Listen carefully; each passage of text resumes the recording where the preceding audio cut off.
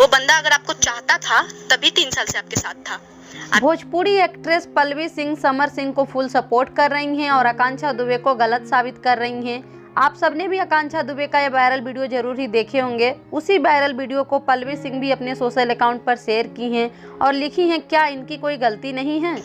बिल्कुल है, किसके कौन रिलेशन में नहीं रहता है।